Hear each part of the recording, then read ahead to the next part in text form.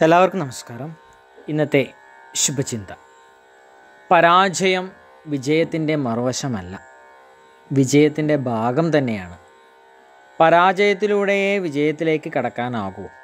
ഒരിക്കൽ പോലും പരാജയപ്പെടാതെ വിജയത്തിലെത്തിയ ഒരാളെയെങ്കിലും കണ്ടിട്ടുണ്ടോ?